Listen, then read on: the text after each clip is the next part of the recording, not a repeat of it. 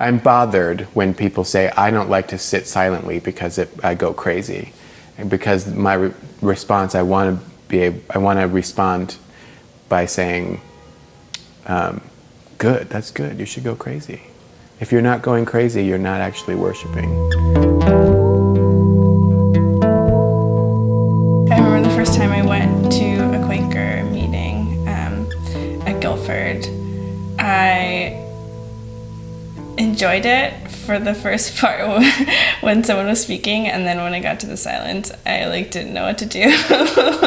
And I think it was it's just a really different way of worshiping and of being with people than what I have experienced in other life. It can be definitely challenging in our society of distractions, and it can be uncomfortable and it can be new. I'm saying, oh, that's anxiety. Oh, that's utter terrified feelings. Oh, that's me going off on some thought binge that's going to lead down a really scary rabbit hole. And this is where I am right now. And just noticing those things. But then eventually, if it's a good worship, the observation, the mindfulness sort of transitions into an awareness of not merely my thoughts, not merely my body, but where I am sitting, the people around me, the fact that this is an artificial space that I'm in and that I'm part of a much bigger universe. My sense that I'm in worship is almost a very physical sensation of being heavier than usual, of sinking into the chair. The chair feels different to me than it does when I'm just sitting and chatting or sitting and working at a computer or something. And there's this very strong stillness that is through my body and that also takes my mind with it. The silence has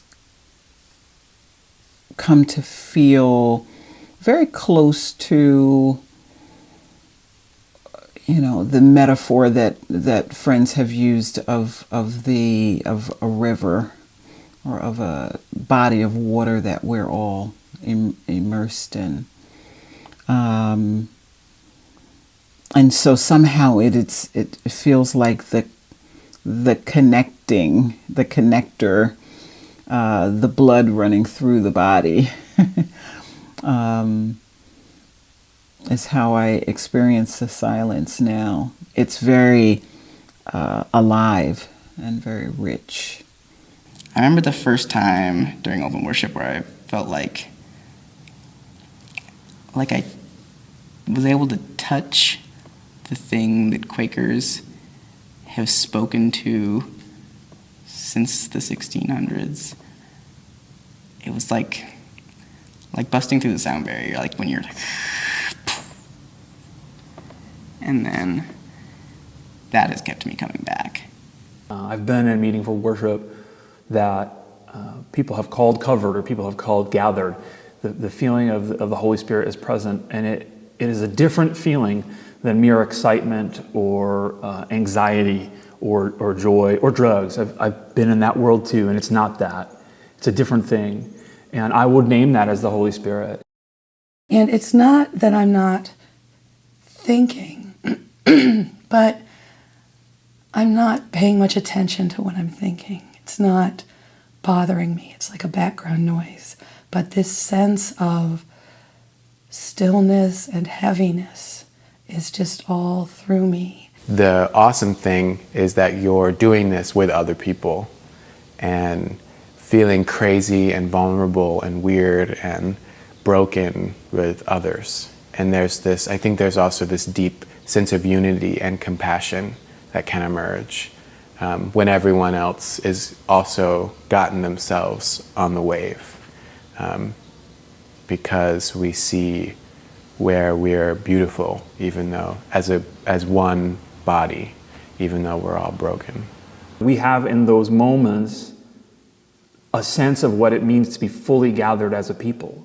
There are tiny slivers of the kingdom that we become present to in the meeting for worship where people are not merely emotional, but people see each other and themselves and hear the world as it was intended to be heard, as it was ordered in the gospel. We love our brothers and sisters as full humans without those demons of sexism and racism and self-defeat, body image problems. We are present in that moment, even if it's a tiny micro moment, to the way things are supposed to be ordered. It's when I find energy. I leave meeting for worship energized to live, and I leave meeting with a sense of clarity. And it's a discipline. It's a spiritual discipline, and it can offer surprising gifts.